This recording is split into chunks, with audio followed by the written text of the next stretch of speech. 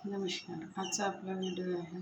जर तुमची मुलं कुठल्याही कॉम्पिटिटिव्ह एक्झाम देत असतील आणि कॉम्पिटिटिव्ह परीक्षेची तयारी करत असतील, तर त्यांना कुठल्याही बाबतीत अभ्यासात फोर्स करू नका. कारण ते स्वतःच त्या कॉम्पिटिटिव्ह किंवा स्पर्धा परीक्षेच्या ताणात असतात आणि जर तुम्ही त्याला पुन्हा भरून स्ट्रेस दिले, मानसिक तणाव दिला, तर ते ज्या पद्धतीने स्वतःचा सराव करतात, प्रॅक्टिस करतात, त्या पद्धतीने पुन्हा त्यांना प्रेशराइज्ड होऊन त्या सरावामध्ये कुठेतरी व्यत्यय येऊ शकते आणि तुमच्या मुलाला त्या स्पर्धेत सहभागी व्हायला थोडी अडचण येऊ शकते. म्हणून ते ज्या पद्धतीने अभ्यास करताय सांगायचं, पण कसं मोटिवेट केल्यासारखं त्यांना थोडं समजावून सांगायचं. कोणाशी कंपॅरिझन करायची नाही, कारण कंपॅरिझन केल्याने प्रत्येकाची माइंड, प्रत्येकाची बुद्धी, प्रत्येकाची लर्निंग कॅपॅसिटी सारखी नसल्यामुळे तुम्ही त्यांच्यावर फोर्स करू नका. ते ज्या पद्धतीने करताय त्यांना सांगण्याचा प्रयत्न, समजवण्याचा प्रयत्न आणि मोटिवेट करण्याचा प्रयत्न करा.